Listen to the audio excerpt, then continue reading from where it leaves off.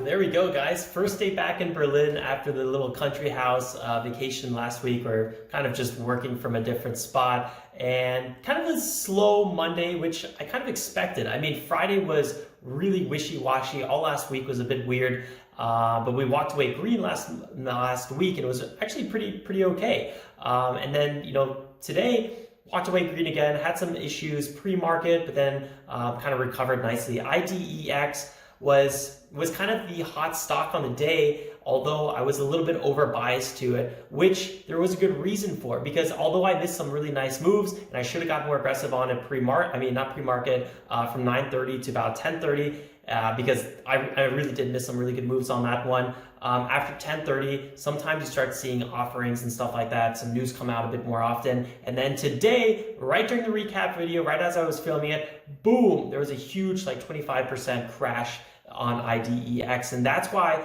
I knew we would see something like that. I was almost 100% sure. I mean, never want to be 100% sure about anything, but wow, I was like a multi-day move from 27 cents, now $4. Super overextended, no new catalyst. I mean, this thing is just a ticking time bomb of, when is it going to crash? So it happened, and I thought it was pretty obvious. So it was good to kind of avoid some of that risk, but at the same time, avoiding it for so long in the morning did make me miss a bit of profit. So I know I've been really conservative these last few weeks, and honestly, since April, ever since I had tonsillitis in April, I'm still getting over it a little bit. I'm not really sure in terms of not physically, but I kind of had a slow start after being so sick, and I was out for 6 days. I think three or four of which were trading days, and it took me a while to get back on the horse, and I think I'm still trading very conservatively ever since then. I know I'm going to get back on it, start getting aggressive again. I know for you it's going to be probably a little bit more interesting on the live streams if I'm going in and out of trades like crazy. But at the same time, I think there's also something to learn in the times of just being a little bit slower and waiting for the right setups, making sure you feel comfortable. I mean, oftentimes trading is just staying alive until you thrive. And sometimes you have those really hot streaks, and sometimes when you're not in a hot streak, you just got to make sure that you don't blow the account or something silly because you're impatient or whatnot. And that's kind of, I feel like, the phase I'm in right now, which is kind of ridiculous, but it is what it is, and I hope you guys understand.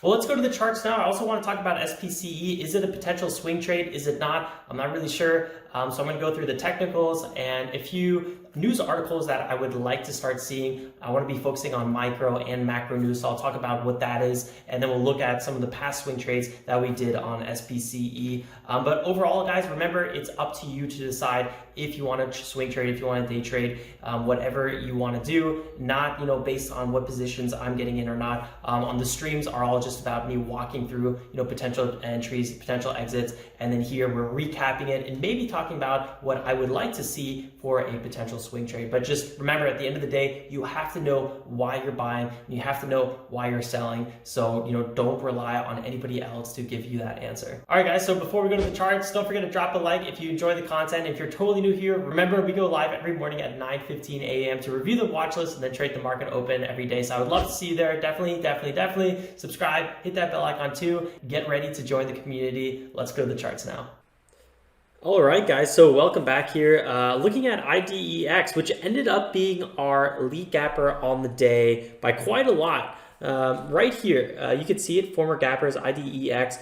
Today we have a $737 million volume so far. So that's a lot of money being traded, almost $1 billion being traded on IDEX by lunchtime. So that's pretty solid. Honestly, I was not expecting such a crazy move. And one second, if you're wondering why IDEX is no longer on my small cap movers list right here, is because I think we limited to at right here, 645 million market cap. So I think that no longer fits our criteria. Let me quickly check here if that's actually true. Let me just pull the scanner up right here and go down. Remember, there's a whole entire video on the Gap and Go scanner that we use. Just check it out. I will. It's linked in the video description below if you guys are interested in the scanner video and how we use all our scanners. But yeah, so right here you can see, let's see, market cap 600 million. So when IDEX was breaking out today and went over 650 million market cap, that's when it went off my scanner. So we could probably increase the scanner maybe a little bit, but I typically am looking for stocks under 700 or under 500 million market cap. So I'll go ahead and make it 7. That way we can at least pop it back onto here. And I think it updates every few minutes, and then we'll see it here updating. Wow, you can see how slow TOS is right now. It's crazy. I think that's actually a little bit of my computer as well, because when I'm streaming or when I'm recording, it really takes a toll on the laptop. What issue here? Are you sure you want to rewrite it? I'm pretty sure I already said okay. So that's a little bit annoying. Okay, save, and that should close it. Okay, nice. All right, back to it. So IDEX, it's going to be popping up here. Oh, look, already it popped up here. And oh, look, LLIT. This one we've traded in the past several times as well. OSS. This is another one we were looking at today. Wow, a lot of stuff right now. IDEX. I was nervous about this one. Pre-market, it was up 24%. And that's only because, we had such a wild last few weeks with IDEX. This is the crazy part though, 128 million shares outstanding, or 128 million float. The shares outstanding is even more. Market cap 650 million. I mean, this is not our typical small cap stock. US software company with a $4.4 million order.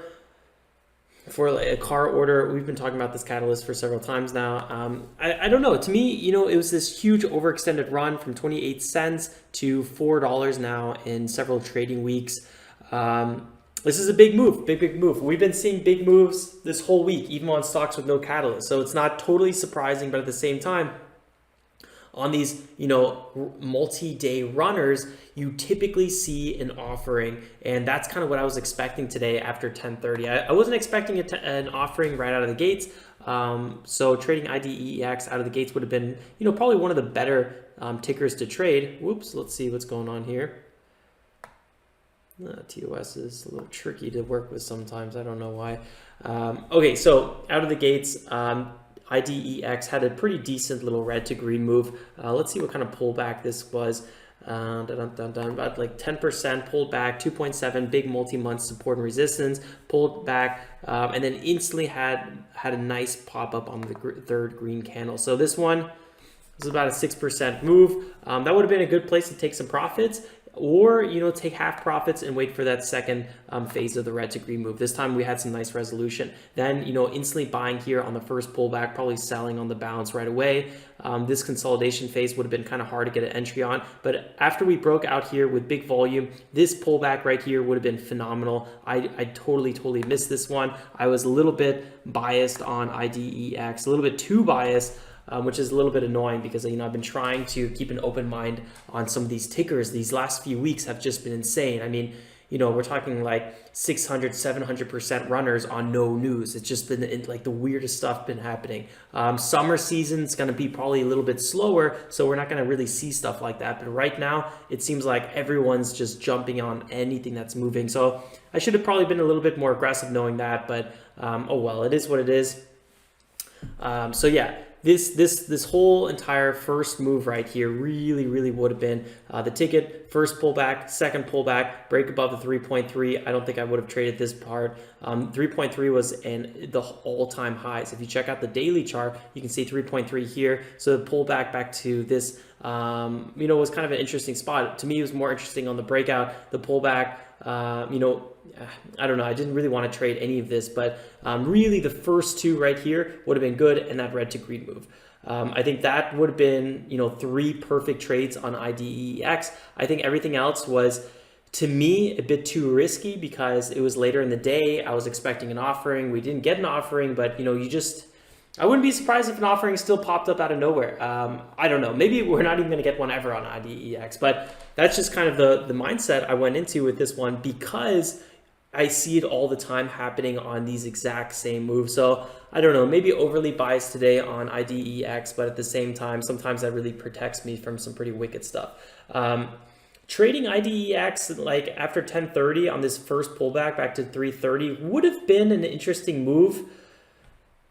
you guys know what I'm already feeling about it, but you know, this technically, like from a, you know, straight up textbook classic technical analysis, this is a pretty perfect setup. And we even pull back to it one more time. Then we have many of these pullbacks on the way up. So buying any of these, this is like 5 pullbacks on the way up. So a lot of potential here on IDEX. Didn't, you know, have enough really, I don't know.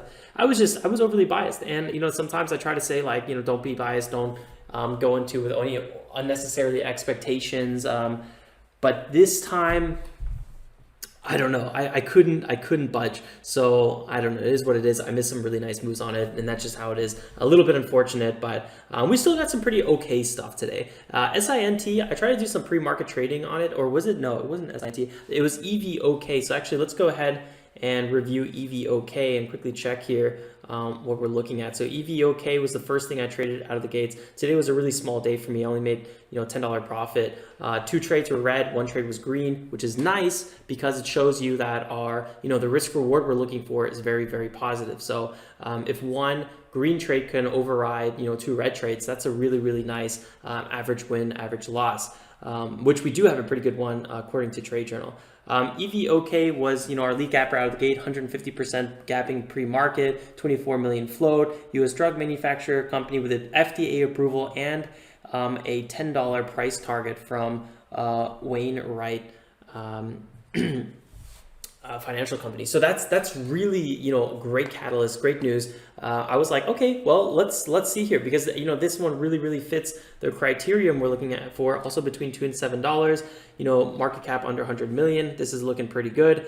Pre-market, we were having some decent moves here, and I was ready for a potential breakout EVOK for a little bit further. I was trading with half position size to reduce any, you know, risk. I don't really care if I have any big winners pre-market or if I have any, you know, small losers, I guess you could say, because, you know, I'm trading with half position size. So even if something really goes terribly wrong, I really limit a lot of my downside by just trading with smaller position size. So, you know, if I have a great winner, it's not going to be that, like, it's not going to be that much profit. If I have a huge loser, it's also not going to be the biggest loss. And that's because I don't want to start my day off with, you know, digging myself out of the hole. So here we had basically a nice little pullback. I was waiting for maybe a 5-minute breakout, a little bit of continuation. I wanted to get a pullback on that. First attempt here, and then I stopped out at 4.5. Then we had a second attempt here. This one was actually with pretty decent volume. You can see the big volume on this breakout. I bought the pullback here at 4.6. This didn't hold, and then I got out pretty much as the breakout was just generally fading. So we had, I was waiting for this one to really, you know, the second candle here continue pop higher, but didn't have that. So that's basically when I said, okay, well, you know, this one didn't work out, and luckily I got out just in time. Really, honestly, just in time. I got out here at like 5.2, right when the dip was like well underway. And the reason this one, the reason I took so long to get out of this one is because pre-market, you obviously have to say, you know, let's say I want to buy, then you have to go here and edit on TOS, and then you have to say here on the day, you have to click extended hours. So I'm doing all these moves while the price is dropping. It was really exhausting, not a reason I don't like to trade pre-market too aggressively. So I was happy I even got out of this one in time, because when it broke 5, it dipped another like 4%. It would have never been the biggest loss, but still, you know, we could have technically lost maybe, I don't know, from top to bottom, like perfect move, like 6%. That would have been still like, I don't know, $55 or something like that. So, you know, really shows you it's not that much money, but still, like, nobody wants to start their day off negative $55 if you're only trading, you know, $1,000 position sizes. So that's why I was, I don't know, pretty happy to get out when I did. EVOK, you know, out of the gates, very choppy. I had one nice big green move here, but this move wasn't even that big. It was only 9%, and then quickly pulled back. And I was like, uh-oh, this is looking a little shaky. I did have a limit order to buy around 4.51. I removed that during this red candle because I was like, I just don't feel confident about EVOK. It just didn't have the strength in it. And taking these pre-market trades, sometimes I realize what kind of strength it has. I gotta say though, now it's holding its highs very well. And I wouldn't be surprised if it broke up above 4 and then maybe became a little bit more tradable in the afternoon. So I'm actually gonna go put an alert here. Maybe we're gonna do some afternoon trading. I kind of doubt it, but you know, if I'm available and I have time, why not, keep an eye out for some afternoon moves? But I don't know. Right now, I'm not going to be trading it. It's just no volume, consolidating. So it could still pull back, but kind of an interesting thing there. SINT, just really quickly here. This was really what I thought was going to be one of the lead gappers on the day, but I was very cautious with this one, and I'll tell you why. And you guys could probably guess why just looking at this chart. I'll give you guys like 3 seconds to figure out, because if you've been here for even a little bit, you'll know exactly why I was cautious trading this one. Okay, so we had a high here of 3.7, and I think yesterday we were at about $1.80 or something like that. So this thing had a 340% plus run, 10 million float, U.S. medical company with positive corona study results. So they had some tests and coming back with some good results that they've been working on. So really, really good catalyst. But after such a big move like that pre-market, they actually pulled back 46%, which is wicked.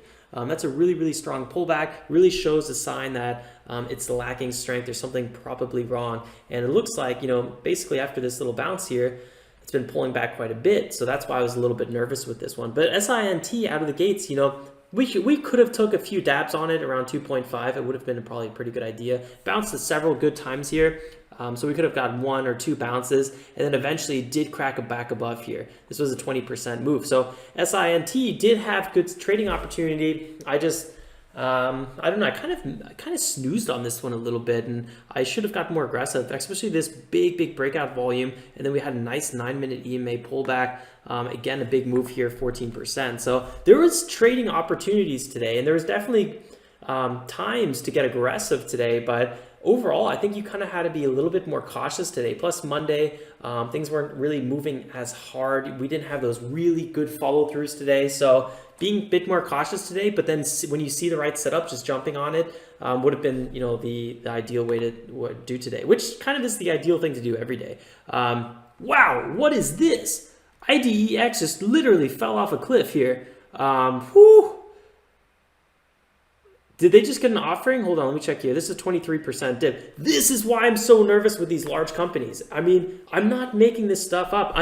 If I'm overly biased, like I was today on a stock, between like there's too much risk trading this stock, this is exactly why. Imagine you're like, okay, you know what? Finally, I'm going to do this one. I'm going to buy the dip here. Boom, you bought the dip at maybe 67 or so, and then you're down 20%. Man, that does not sound like a fun day. Even if you just had a leftover limit order here, maybe you would have had a max stop of like 5-10%, and then you would have perfectly got stopped out here at the bottom.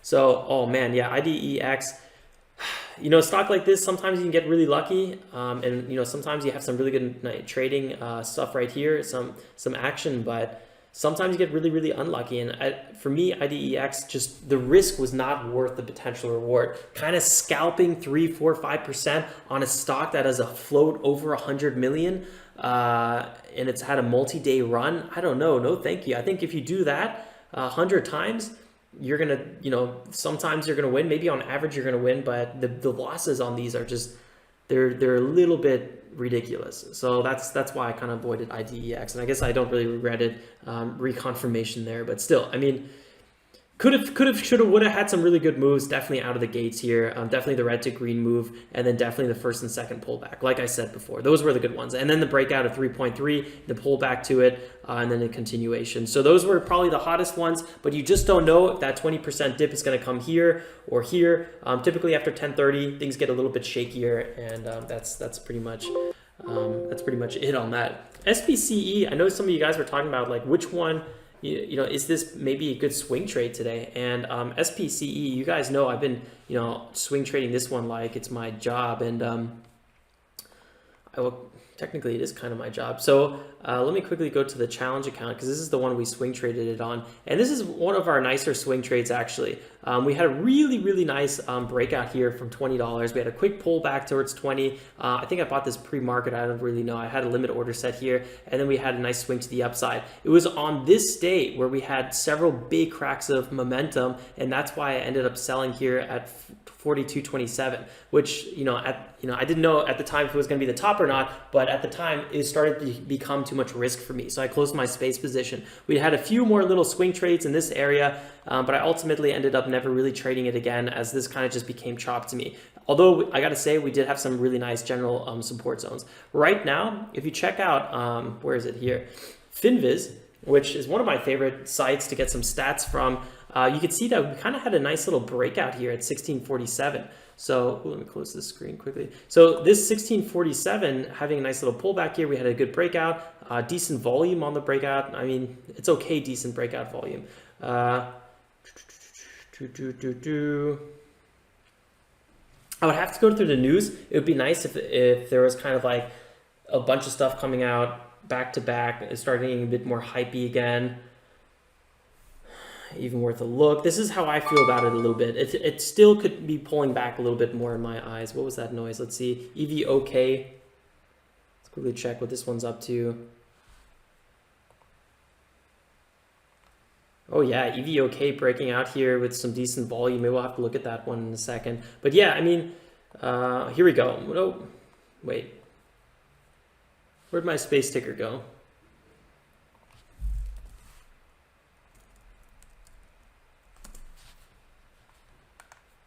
Hold on, let's actually watch this one here. EVOK, nice breakout here for a 12. Auto send on just in case. Having a nice pullback. Let's see if we can get one more dip on this one. I kind of doubt it because this is a big breakout zone, 406. This is why we put up alerts. Could be a good entry around low 4. Not sure if we're going to get that. Let's see if we have one more 1 minute pullback here.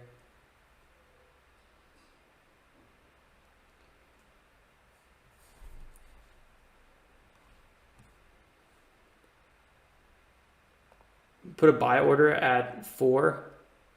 Oh, I'm in the wrong account.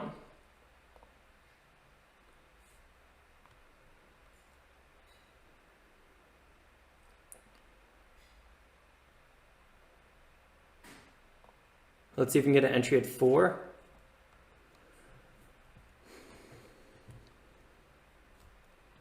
Big buyers at 405. 406. Just going to give it a little bit longer here. We can always get another entry.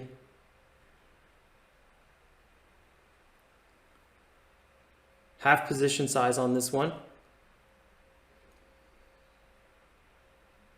Big seller still here.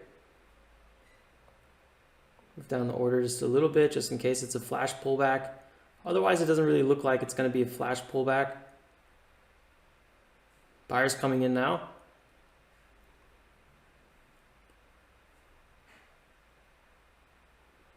$405 looks like it could be getting chipped away here.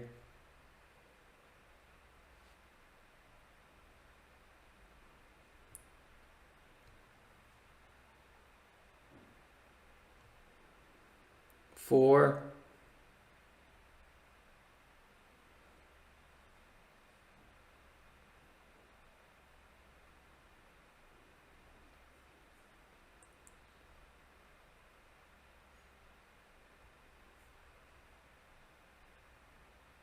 Hitting new low here at 403.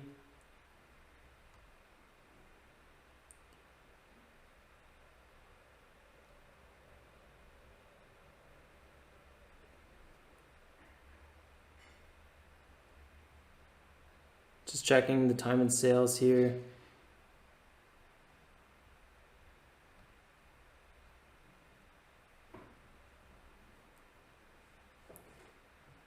$404.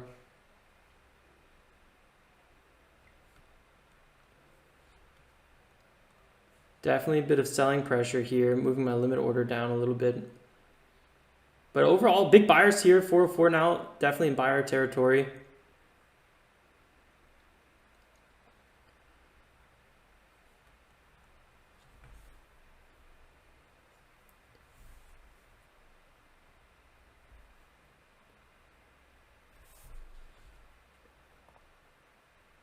See if we can get an entry here at 404.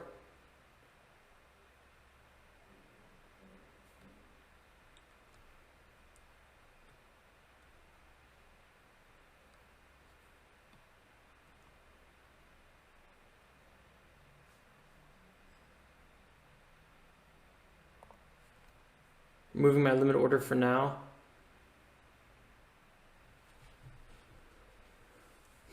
Big volume here, that's what I like to see.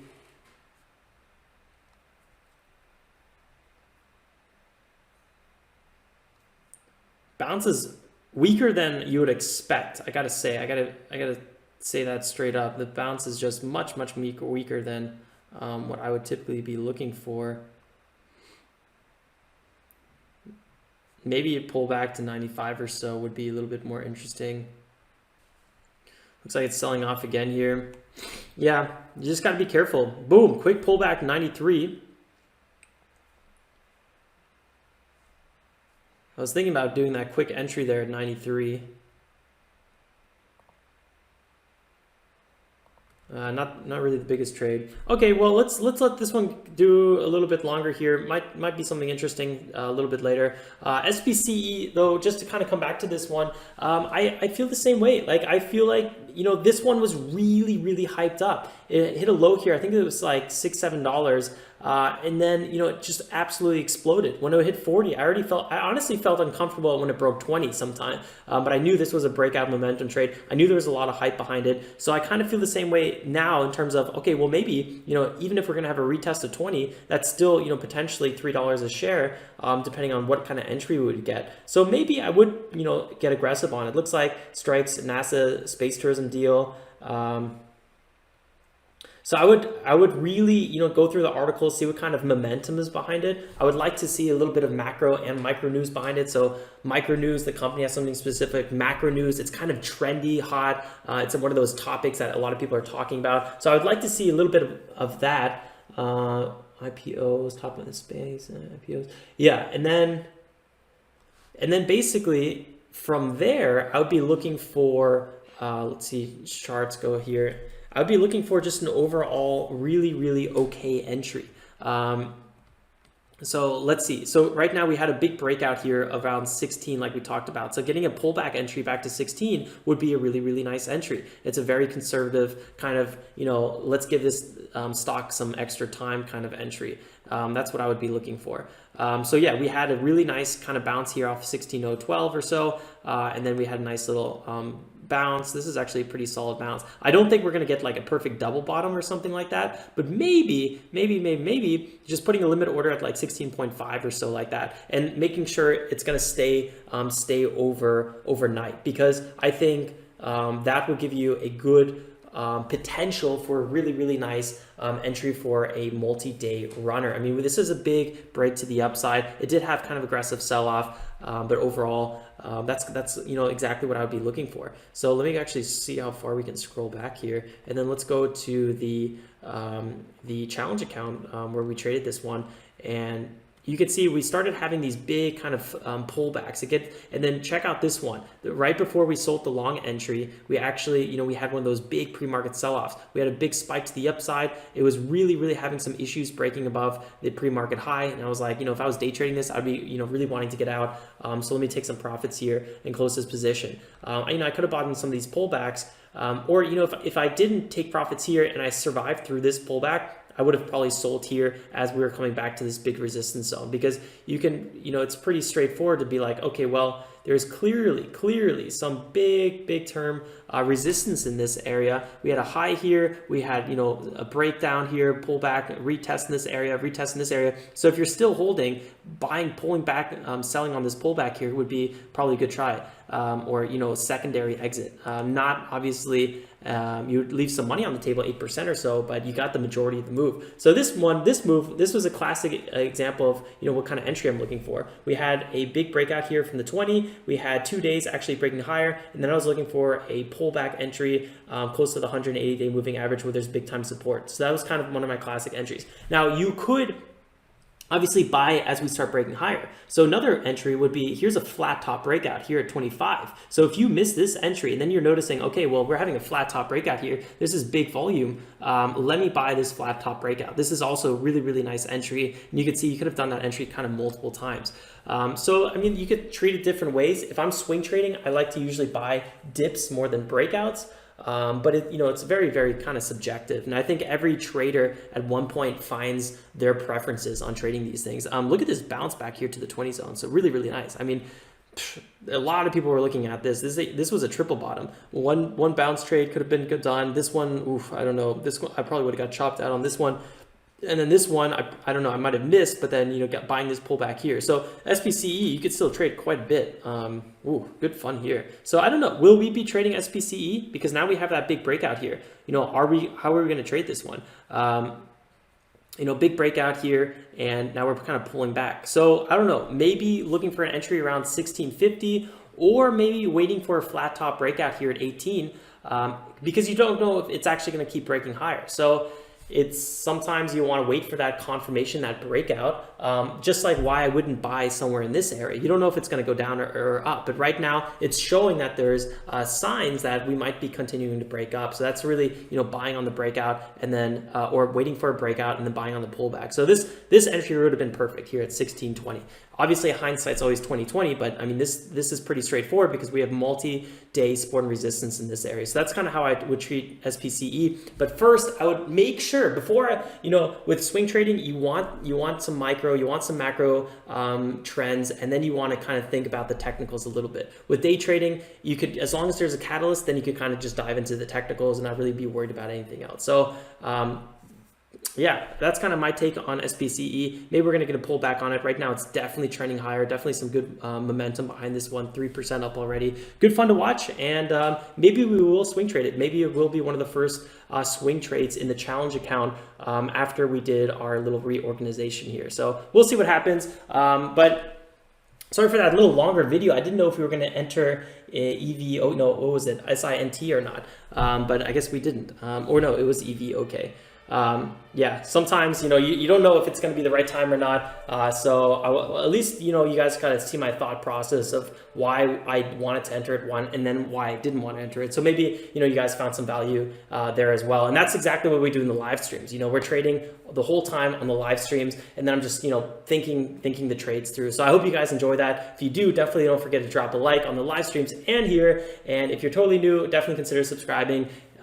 If you want to join the upcoming streams. I mean, you don't have to be subscribed, I guess, but you'll get a notification if you hit the bell icon, and it's just one easier way to join the community, not miss anything. I would love to have you here, and I definitely appreciate all the subs and likes. That's everything for now, guys. I will see you guys first thing tomorrow morning to trade the market open again. So till then, guys, stay safe and make some awesome trades. Ciao, ciao.